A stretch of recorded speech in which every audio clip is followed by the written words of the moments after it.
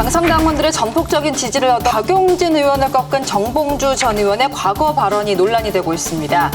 아주 꼴통 반골들 IS 이 방송 꼭 나가야 돼. 신문을 빙자한 그냥 반골들 이 방송 와갖고 좀 한번 댓글 폭파 좀 해봐라.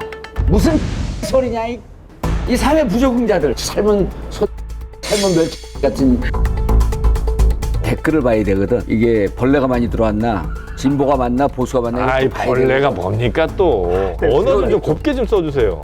그게 막말이에요? 험한 사람들은 말 험하게 쓰면 아니 그게 막말이에요? 아니잖아요. 나 뭐 만나면 죽여버려 이제. K 모시기 이 형이 엄숙히 경고한다. 나한테 걸리면 빗맞아도 중상이야. 전국 40개 교도소 통일된 조폭이 다 내 나와버려. 까물려. DMZ는 멋진 거 있잖아요. DMZ. 발목질에. 그러니까. DMZ에 들어가고 경품을 내는 거야. 발목질에 밟는 사람들한테 목발 하나씩 주는 거야. 정중하게 사과를 드리겠다. 나는 직접 당사자한테 사과도 했다고 하더니만 하재헌 하사는 막상 연락이나 어떤 사과를 받은 적이 없다고 하더라고요. 정봉주 후보 같은 경우는 찾아보면 더 나오지 않을까 싶어요. 왜냐하면 굉장히 그 자기 생각을 거침없이 표출하는 그러한 스타일인데다가 또 이렇게 정치인들이 주로 말이 거의 70% 이상을 차지하다 보니까 네. 굉장히 많고, 그리고 최근에 이제 박강원 의원 대신 김준혁. 그분도 굉장히 그 막말이 차마 입으로 옮길 수가 필설로 옮길 수 없는 그런 막말을 했더라고요. 근데 사실은 말이라고 하는 건 자신의 정신 세계와 같이 연결되는 거 아닙니까? 근데 어떻게 그래도 정치를 생각하고 있는 사람이 저런 표현을 할까 싶은 정도의 막말들이 너무 많은데 네. 굳이 제 입으로 전달하고 싶지 않아요. 정봉주 전 의원은 저도 이제 같이 방송을 여러 번 했었는데 워낙 또 표현을 거칠고 또 좀 재밌게 하려는 의욕이 되게 앞서 있으세요. 근데 이제 특히 피해자가 조롱이 돼서는 안 되거든요. 그 발목질에 피해자가 너무 상처받을 수 있는 거, 그거는 정말 처절하게 정봉주 의원이 반성을 해야 돼요. 이게 이런 문제거든요. 지금 당장 문제가 됐던 거는 그거지 않습니까? 상스러운 욕설에다가 조폭동원해서 죽여버리겠다는 협박한 거. 두 번째로는 이분이 이제 성추행 그것 때문에 정말 지난번에 공천에서 배제됐던 사람이에요. 근데 그 문제는 그대로 있는데 이게 이번에 어떻게 공천을 받을 수 있는지 모르겠고. 그때 이제 무죄가 나왔어요.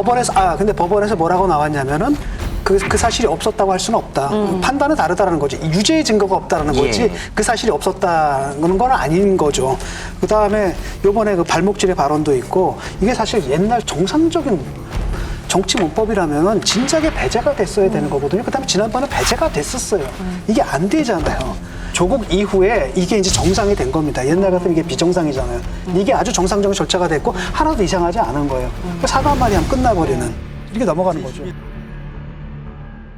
정봉주 의원의 설화에 대해서는 이재명 대표가 뭐 잘못했지만 사과를 했고 많은 세월이 지났다라고 얘기를 했는데, 이재명 대표도 최근에 인천 유세 현장에서 했던 말이 논란이 되기도 했고요. 안녕하세요.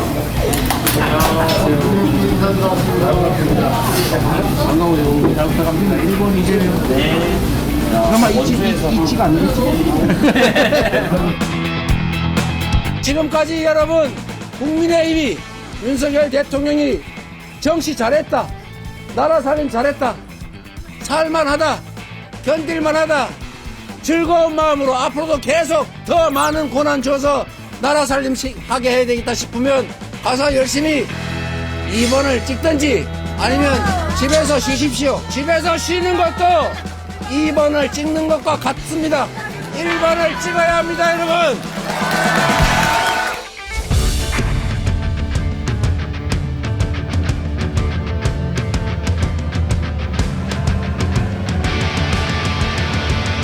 궁금한 게, 이제 막말은 사실 이제 정치를 하다 보면은 좀 자주 듣게 되잖아요. 그럼에도 불구하고 총선에 지금도 많은 영향이 있을까? 이전은 어떻습니까? 2020년에 차명진도 있고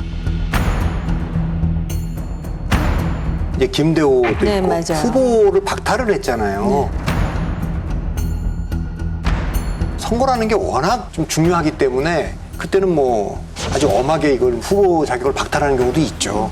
그 유튜브라고 하는 것이 보편화되면서 자료를 찾으면요 정말 나올 게 많거든요. 다 뭐 얘기들을 갖다 쏟아놓은 걸 주워 담을 수는 없고 영상으로 돌아다니고 있는 거를 옛날에 이렇게 찾을 수가 없었어요. 근데 지금 너무 많기 때문에 그래서 저는 이번 선거는 선거가 아주 긴박하게 돌아가면 정당 차원에서 후보 자격을 박탈하는 경우가 전 있을 수 있다고 봅니다. 근데 이제 사실 똑같이 국민의힘에서도 그 부산 수영의 장해찬 전 최고위원의 예전에 뭐 교 발언이 문제가 됐잖아요. 사실 정봉주 전 의원 저는 둘 다 정말 반성을 해야 되고 또 사과도 둘 다 또 했습니다. 그런데 정말 부적절한 발언이라고 생각을 하는데 두 분 다 이미지가 있어서 아주 양쪽에 결정적인 타격은 아닐 것 같다는 생각도 좀 들어요. 이미지라면 어떤? 평상시에 이렇게 고상하고 네. 우아한 말, 김부겸 전 총리 같이 네. 그런 분이 만약에 막말을 하면 치명타인데 저 사람 늘 그래왔던 사람, 그런 사람들이 하는 거에 대해서 그냥 일상화되어 있어요. 사실은요, 미국의 모 의원이 그 오바마 대통령에 대해서 그랬던 것으로 기억하는데 다른 말도 안 했어요. 당신은 거짓말장이야. 이거 한마디를 해갖고 오히려 공화당 의원들이 그 사람을 막 질책하면서 어떻게 그렇게 심한 말을 할 수가 있느냐고. 이게 국회의원으로서의 기본적인 윤리래야 되는 거예요. 그런데 우리나라는 지금 특히 그 발목질에 있잖아요. 이거는 국가의 국방 의무를 수행하기 위한 젊은 청년에게 해서는 안 될 말을 하는 거예요. 그리고 되게 막말의 내용을 보면은 노인 폄훼라든지 인권을 무시하는 발언이라든지 뭐 그런 말들이 너무나 많은데 그거에 또 호응하는 유권자들이 있어요. 진영으로 완전히 갈라져 갖고. 근데 이거를 어느 당이든 이 막말과 관련해 갖고 요번에 상당히 원칙적인 입장을 취하면은 저는 오히려 그게 국민의 신뢰와 더 많은 득표를 얻는 데 도움이 될 거라고 생각해요. 정호김 의원님도 정봉주 전 의원하고 방송 오래 하시지 않았어요? 올해는 안 했지만 별로 기억하고 싶지 않은 같이 했는데도. 저한테는 그렇게 막말하거나 그러진 않았어요. 그래도 이렇게 방송 오래 하다 보면 저도 이렇게 네. 미운전, 고운전 다 들리는데. 고운정. 예. 미운정은 정이 아니더라고요. 미움일 뿐이다.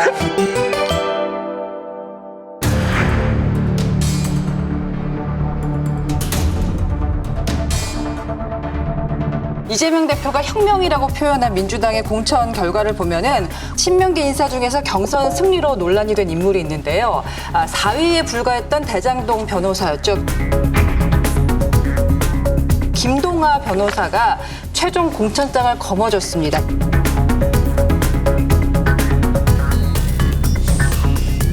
민주당은 국민의 기대와 눈높이에 맞춘 혁신 공천으로 공천 혁명을 이뤄냈습니다. 세대 교체, 인물 교체라는 시대 정신을 외면하지 않았습니다. 그러니까는 민주당의 이재명 대표는 본인은 혁명적이라고 생각하는데 이게 공천이 아닌 것 같아요. 그냥 성남시장 시절에 했던 인사를 한 거 아닌가. 아무리 자기가 당권을 쥐고 있어도 이렇게 공천하는 법이 어딨어요. 그러니까 막천이다, 사천이다, 별별 얘기가 다 나오는데 본인은 잘한 거예요. 왜냐면은 시장 때 누구 여기다 받고 얘 치우고 뭐 이런 식으로 뭐 그러다 보니까 남국이를 건드려 하면서 이제 하고 또 대장동 변호사 당연히 챙겨줘야지 이런 식으로 인사를 한 거 아니야? 라는 생각이 들 정도로 진짜 아주 마음껏 본인 마음대로 했어요. 아주 마음대로. 그런 점에서 본인은 상당히 시원한 감정을 느낄 것 같아요. 다른 사람들 염장 다 질러놓고 본인은 얼마나 시원하겠어요, 지금. 일단 김동하 변호사에게는 제가 김동하 변호사가 됐을 때 이 동네 일대를 한 당직자랑 배회를 하고 있었는데 이 결과 딱 나오자마자 딱 그러더라고요. 이때가 박용진 의원 경선 떨어진 날 같이 발표됐잖아요. 본인은 이게 더 문제다. 왜냐하면 절차가 맞지 않았다. 원래 하려면 경선에서는 권리당원 50%, 지역 여론조사 50%인데 여기는 청년 전략 특구라고 해서 중앙위원 100%로 바꿨다가 다시 뭐 시뮬레이션 해봤는지 그냥 전국 권리당원의 70% 플러스 지역 유권자 30%를 했거든요. 룰이 계속 바뀌기 때문에 그러면 전국 권리당원이 모여들면 김동하 변호사가 될 가능성이 아주 높죠.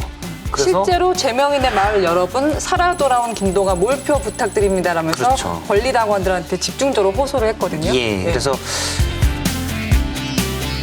실제 결과도 그렇게 됐기 때문에 이거는 절차가 너무 불공정하게 보이는 거다라고 이제 민주당 당직자에서도 얘기를 하더라고요.